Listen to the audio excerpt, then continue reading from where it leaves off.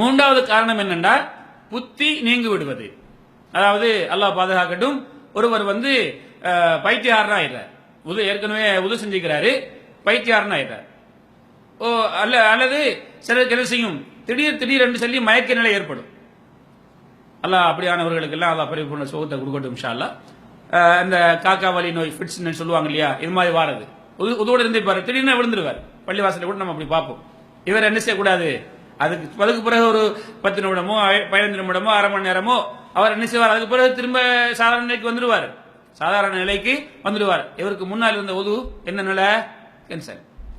இந்த இடைப்பட்ட நேரத்தில் இவருக்கு என்ன நடந்தது அவருக்கு தெரியாது. உது முறியிற காரியம் நடந்திருக்கலாம். அல்லது இது போல இப்ப மருத்துவம், ஒருவருக்கு ஒரு பெரிய ஆபரேஷன் நடக்க போகுது, அல்லது சில உடலில் ஏற்பட்ட சில காயங்கள், பெரிய காயங்கள், இதற்கு வைத்தியம் மருந்து கட்டுவதாக இருந்தால் அவருக்கு ஒரு மயக்க நிலையை உருவாக்கணும். அவருக்கு பல மாதிரி இந்த மயக்க நிலையை உருவாக்குவதற்கு டேப்லெட்ஸ் மூலமாக, இன்ஜெக்ஷன் மூலமாக பல வகைகளில் செய்றாங்க இல்லையா. ஏதோ ஒன்றை செஞ்சு வர மயங்க வைக்கிறாங்க. சின்ன சின்ன ஆபரேஷன்களுக்கு செய்வாங்க, இது மாதிரி காயங்களுக்கு செய்வாங்க.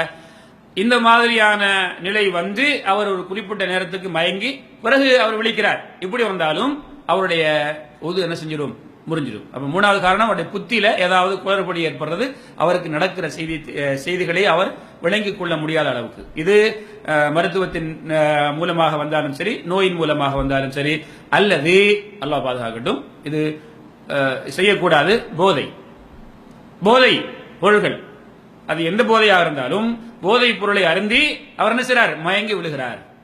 இவர் ஏற்கனவே உது செய்திருக்கிறார். இவருடைய உதுவும் என்ன, கேன்சர். என்னால் அவருக்கு என்ன நடக்கும் என்று அவர் தெரியாது. மூணாவது காரணத்தை நாங்கள் சொன்னோம் என்ன, புத்தி நீங்கிறது.